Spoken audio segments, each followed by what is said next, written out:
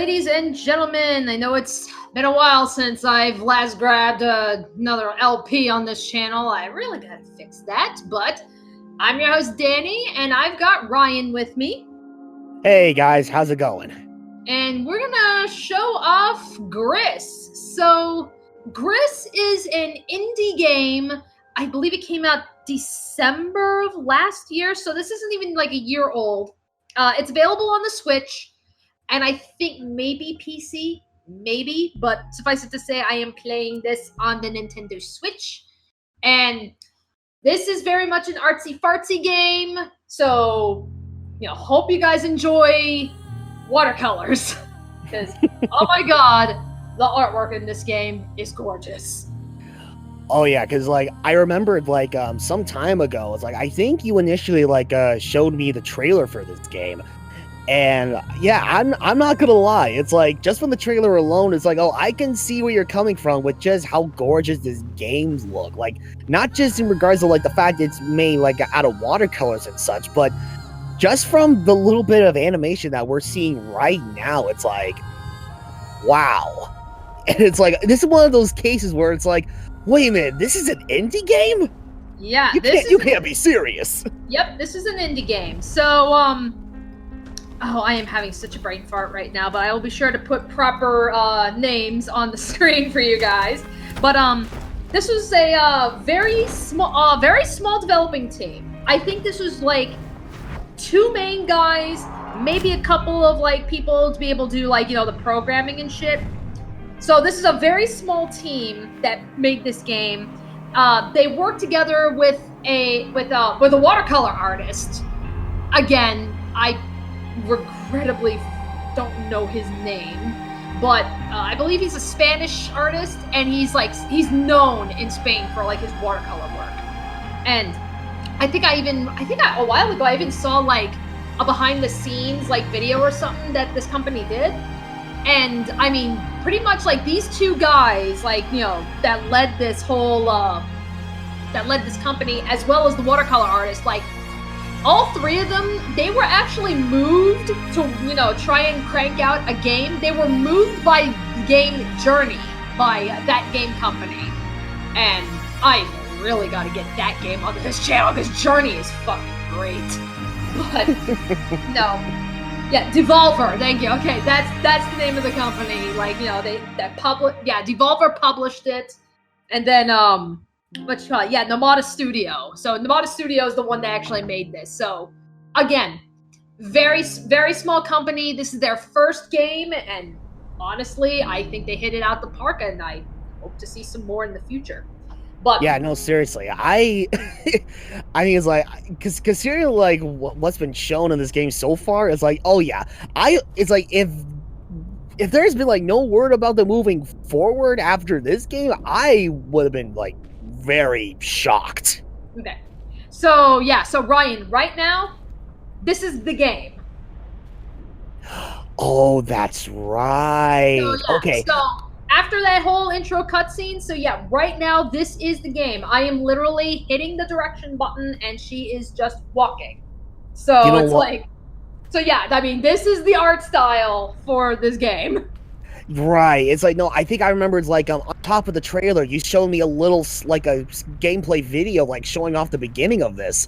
And it's or maybe it was part of the trailer, but even so, it was here I am watching the video, and I'm just thinking, wow, this is one very long introduction. Okay. And you're no, this is gameplay. Yeah. What? All right. So once you move forward a little bit, okay, now we got the ability to run and jump. So in order to even jump, you have to go forward a little bit. So there we go. So one of the things, so there's a couple of things here that I'm going to be showing off here. So first off, right at the very beginning, as soon as you get the ability to run, just go backwards, let her collapse, and let her get up on her own free time. And there's our first achievement. Oh, okay. So I'm going to try and show off, I'm going to show off achievements, I'm going to show off collectibles, all that other fun stuff. So it's granted, I don't get everything, but even the stuff that I don't get, I will explain how you do get them. Okay. So I don't know if it's just me and the fact that, I think out of all of us here, I played the most Xbox in the group or whatever, but it still kind of feels a little bit weird that how it's like a console like a Nintendo console. Like after all this time, it's like a Nintendo console has like with certain games, they are able to whip out achievements and all that kind of stuff. Yeah. Well, I mean, then again, I guess someone could argue that it's like, well, I mean, hey, it's like you pretty much do the same thing with like Minecraft, and you can play it down on the Switch. So it's like, what's the problem? Right. Well, yeah. Well, I mean, to be fair, like, Nintendo usually doesn't bother with the whole achievement thing, like, unless it's like a third party thing or if it's like indie, because yeah, Nintendo's been working a lot with indie developers lately, which is good because they kind of need the help. It's like after what the hell has happened to the Steam, that's where it's like they need all the help they can get now. At least Nintendo offers quality control. You know what? You're not exactly wrong. Okay. Alrighty, so this little guy here. So these are the primary collectibles. These are like little fireflies. So throughout the game, there'll be points where it's like, okay, in order to progress to this area, you need maybe like X amount of fireflies. So go and explore and find all the little fireflies in order to progress. Oh, okay. That was actually what I was gonna ask next. So, yeah, I was gonna ask, like, okay, so it's like, is it very linear to find all of these collectibles, or is it just like any other collectathon, in a matter of speaking? And it's like, yeah, you have to do a little bit of exploring to find these collectibles. And sure enough, all right, yep, there is some exploring involved. Which I'm okay with, considering the kind of environment that we're in and such. It's like, yeah, I would think that would give you the perfect opportunity to explore this world a lot more and what it has to offer, especially considering just how unique it looks. Yeah, you are very, very much encouraged to do exploring. So like right here, so you see like, okay, I need 3 fireflies in order to cross that gap. I've got 2 right now. There's the third guy, so I'll go get that in a minute.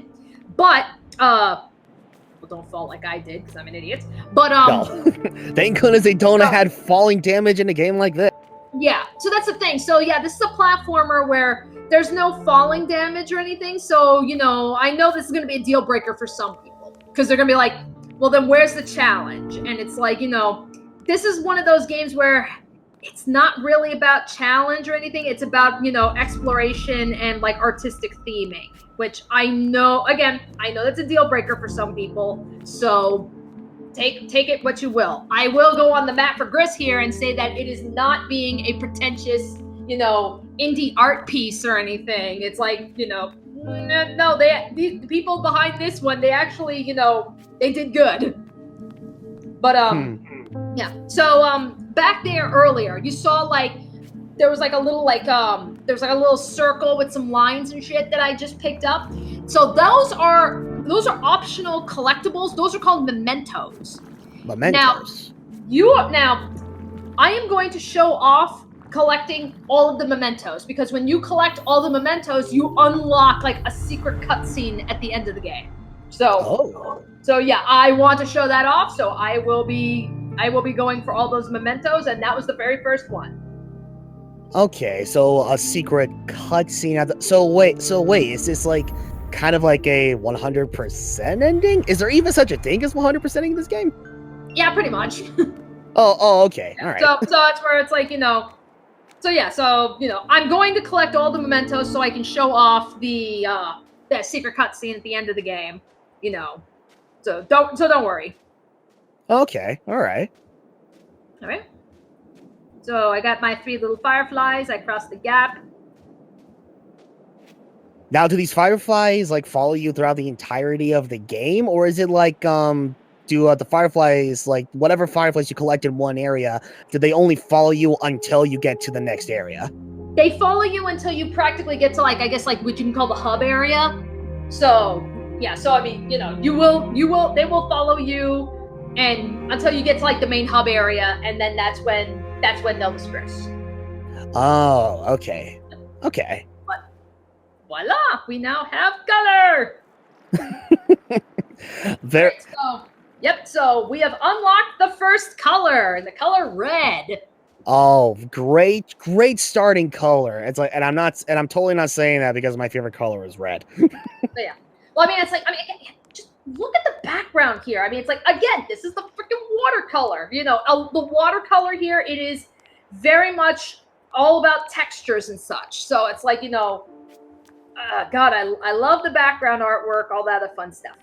Yeah, it's like it's like it looks like you're looking at like some interesting like colored like red colored clouds off in the distance, but in reality, yeah, it's as far as I'm aware, it's literally just splashes of red watercolors, and it's like it works so well.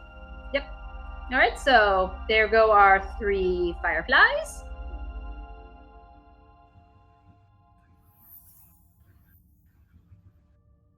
Oh, so the more fireflies you collect, the more of the constellation that you make?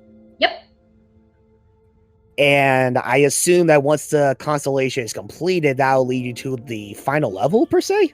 Yeah, it's pretty much endgame. Oh, okay. All right. So, yeah, so I mean, you know, just to even finish the game, you have to collect all the fireflies. Ah. Yeah. Okay, Now, okay, I get you. So you might notice, like, you know, there's some areas with like weird little symbols, and you'll see like, yeah, like right here, there's like a symbol with some weird things on the bottom. So Yeah. those symbols basically represent a level, and the weird little like dots that you see underneath, those are the mementos that you can collect in each of the levels. So like one of the things you do is like if you beat the game and you don't collect all the levels, not all the levels, if you don't collect all the mementos, once you beat the game, you do have access to for like, you know, oh, you can go back to any level and you can go pick up what you missed. Oh, okay. So that's more or less your indicator that tells you, okay, at this level you missed, you know, you missed a memento here, you missed one here, so go back to that level and just explore. Okay, good to know there's a little bit of the option to backtrack in this game. Yes. Now, another thing with this game, and this is actually one of the things, like, I know they were talking about, like, in the behind-the-scenes video, that they really wanted to emphasize in this game, and especially with the animations and such, is Gris's dress.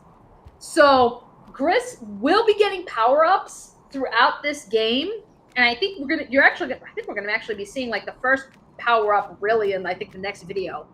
But it's like, you know, each of these power-ups is going to be like represented in her dress. Oh, okay. So this is where again a lot of the artwork and such, like the artwork and the animation, is really going to start shining here. But first, title screen.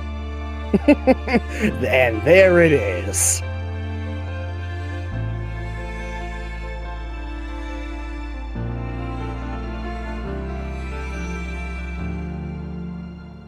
All right. Ah, very nice.